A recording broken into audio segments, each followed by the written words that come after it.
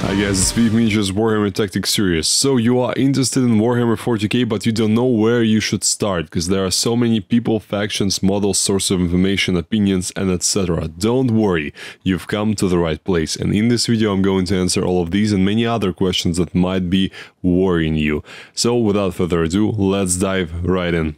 And the first step on this wonderful journey, I think, should be not spending a lot of money on models. It's immersing yourself in the universe of 40k and finding the thing that catches your attention the most. I've seen so many people start the 40k by buying themselves a load of models and simply forgetting about them because they don't have the love and passion about the hobby yet, because they have not immersed themselves in it fully. There are multiple ways to do that. You can read awesome 40k and Horus Heresy novels. I would start with Horus Heresy because that's where all the craziness of 41st millennium originates. You can plunge right into the painting and building if that's what you like to do. Maybe you like to craft stuff with your hands. Going deep into the tabletop rules and the mechanics of the 40k as a tabletop game may also be an option for you. If you already know the rules of this game, I recommend to watch my top 10 tips for noobs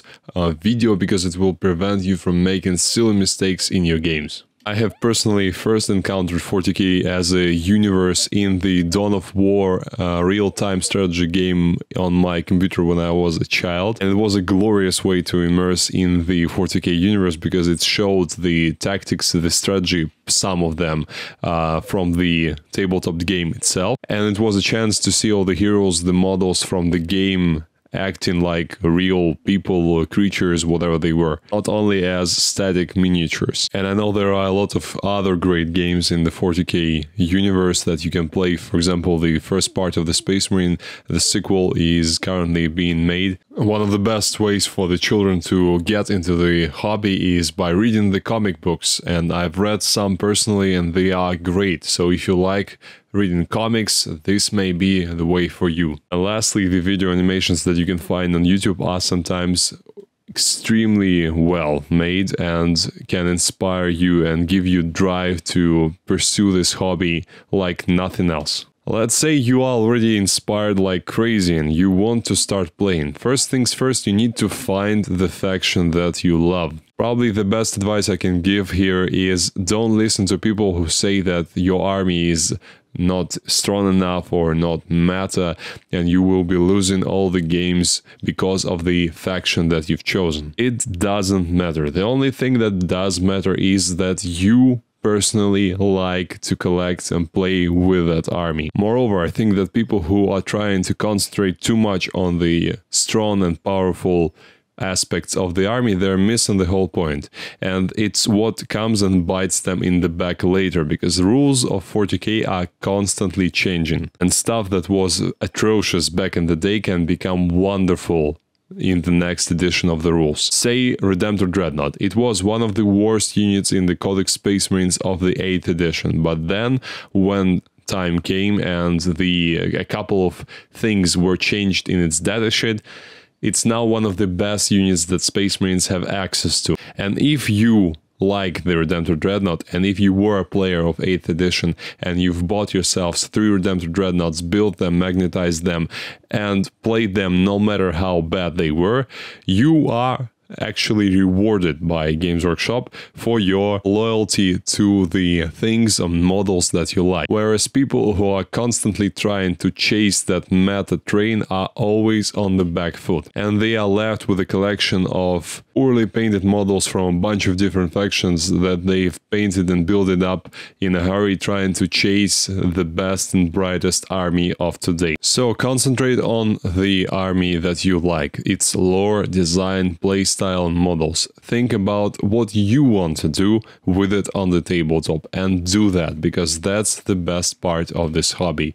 You get to do what you want. Of course, within limitations of the rules, usually. Unless you're doing open play with your friends where you can actually do whatever you want. And that's the part where your previously acquired knowledge will come in handy, because you will know at least something about the lore of 40k, and you will have at least some representation in your mind of the army that you want to field. There are also a couple of great sources of inspiration that you can use. First of all is the Warhammer 40k rulebook, and it may not be even the current 9th edition rulebook. You can find on eBay for a couple of dollars the 8th edition rulebook. It's a great source of information about all the factions. They are listed there with short and helpful descriptions that you can use to find the faction of your dreams. There's also a Getting Started with Warhammer 40k booklet that is published by Games Workshop, and there are 2 models there that you can later use as your test subjects for painting. In this booklet you'll find some info about building your models, about painting, and about the factions of the 41st millennium. So now when you already have an idea of the army that you want to collect, let's start collecting. But let's do that thoughtfully and slowly, because what many and most people do, I think, is they just enter the Games Workshop store and they max out their credit card, which is not that hard with the current prices for the models, and they go home with that big bag of plastic and they don't know what to do with all that stuff. That's why I recommend a more reserved approach. First of all, go and buy a basic paints and tools starter kit, and that's for people who have nothing in their collection. No hobby tools, no brushes, no anything.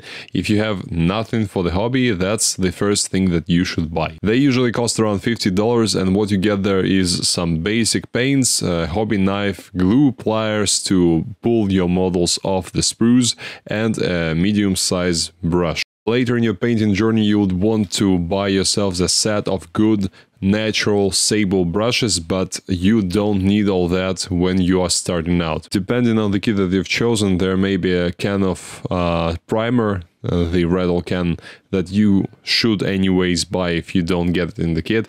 It helps you save some time because it's your primer and a base coat all at once. The primer helps your paint to stick to the model more easily, and it prevents it from being too easily scratchable. And the base coat is just what it says on the tin. It's the base layer of paint. It's your main color, the color that your model is mainly made up of. So if you want, for example, to build a Death Guard army, you should buy a Death Guard colored spray can from Citadel, for example, or maybe Army Painter. They are also great quality, and spray your miniatures with it from a distance of like 30 centimeters, and don't forget about shaking the can thoroughly. And of course do that outside, because those vapors from the can are not great for your health. And God forbid, don't do that when it's cold or too hot outside, because it will ruin your paint. So there are a couple of things that you should remember. I recommend to watch a tutorial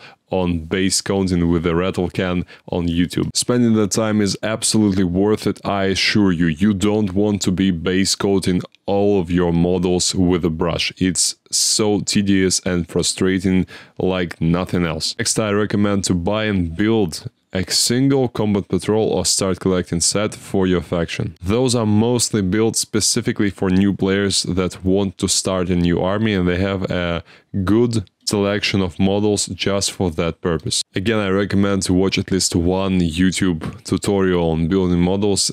Assembling models is not that hard, but it may prevent a couple of annoying mistakes. Be especially careful with the plastic glue, because it's a substance that melts the plastic together. That's how you get the adhesion that you need. However, it's very easy to ruin your models if you just accidentally splash some plastic glue on the important details, because it will just melt them away. So start building with your cheap and numerous units first, leave the big and expensive models for later, because that's how you build your skill and prevent some mistakes on units that are too important for you. And another incredibly important advice that I can give is learn magnetization from early on. There are so many war gear options and the rules are constantly changing, so the only way you can stay up to date with your models is by magnetizing them. Believe me, it's worth the effort, because you will only have to build, for example, 3 sets of units that you need for your list. You don't need to buy extra 3 or 6 sets of those exact units and paint them just because of the war gear options. Plus, magnetization gives you some extra flexibility with the poses for models, when you can move the arm in the way that you like and change up the pose of the model in question.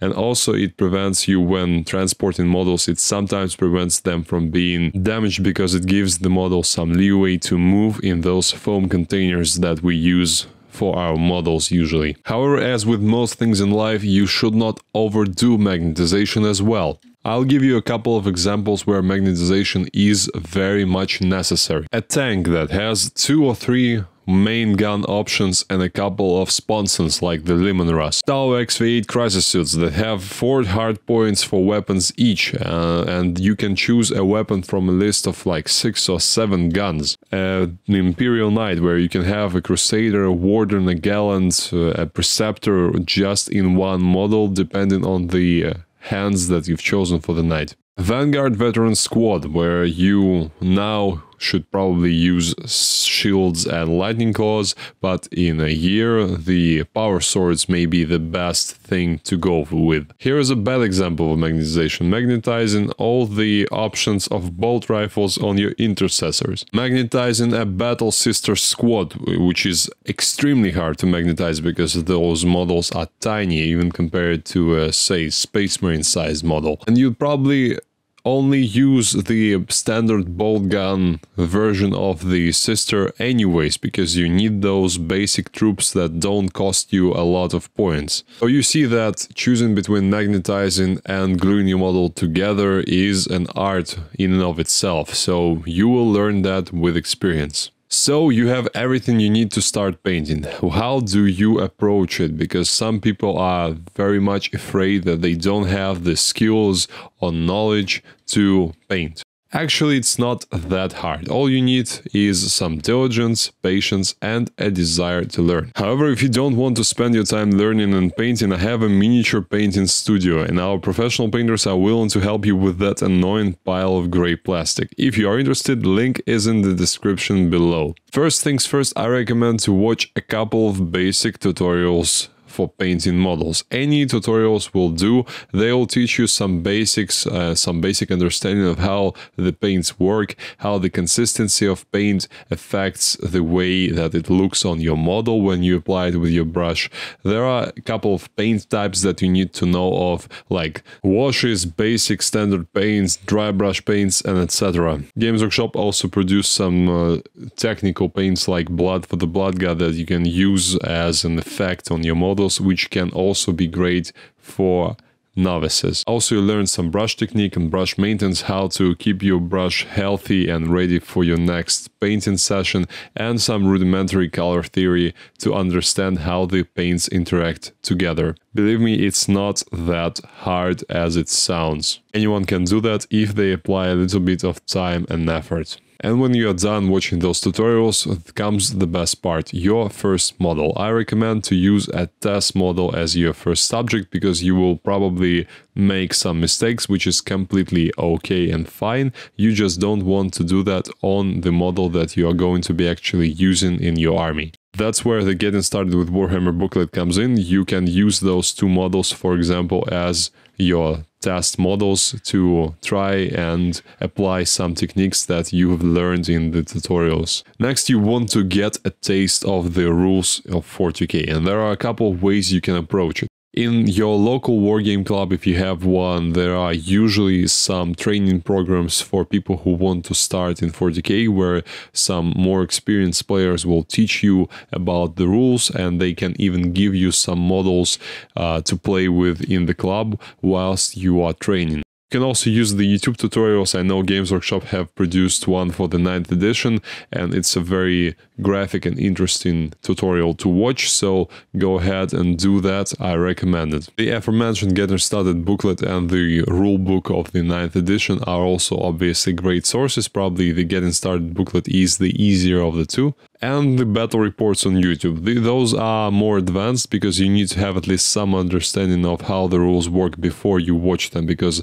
otherwise you will be just staring at the screen in frustration and confusion. And whenever you feel like you got the grasp of the main rules, I recommend to start playing, because it's the best way to learn the rules, by practicing. And you can start playing right away with models when they are built. Of course, it's much more pleasant to play with models when they are painted, but for the educational purposes, playing with unpainted models is absolutely fine. And you can also go to the aforementioned local wargame club. They usually have an army or two that they can lend to the player to use in a game on their tables. They usually have some terrain already, maybe a battle mat, so it's a more enjoyable game than just playing on a plain table in your kitchen. And thanks to using the army of that club, you can just concentrate on painting and building your stuff at home whilst educating yourself with someone else's army. And here are my advices for people who want to get more proficient in 40k. First of all, download Battlescribe, because it will help you with list building. It will keep an eye on the detachment rules and army rules that you may forget,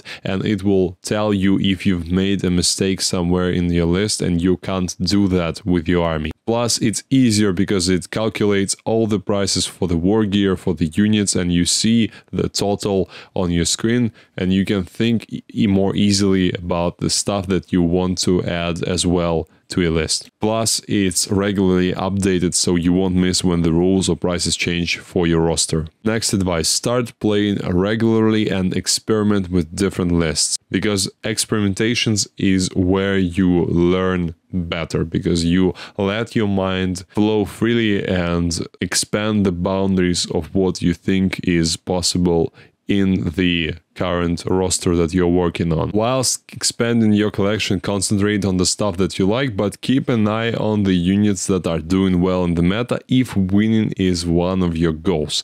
But rule of cool should always be a priority, because that's what will keep you moving forward and enjoying the game. If you try to meta chase from early on, that's how you get burned out. Because if you like your models and they are great to play with, it's best from both worlds. If you like your models but they are currently not that great because the rules have changed or prices have increased, it's not that bad because you still have the models that you love. However, if you have models that you don't really like and the rules changed and they are suddenly not as great as they were previously, that's where you have a problem. Use platforms like eBay to find stray models from box sets. It's a much cheaper way to build an army. I can't tell you how many incredible deals I have had on such platforms, and that's how I've built many of my armies. Moderate the level of detail you put into models. That's how you save a ton of time in the long run. It means that if you need to build and paint 40 or 50 troops for your army, they should not be as detailed as your characters and elite units. Because if you try and build and paint everything to the same standard,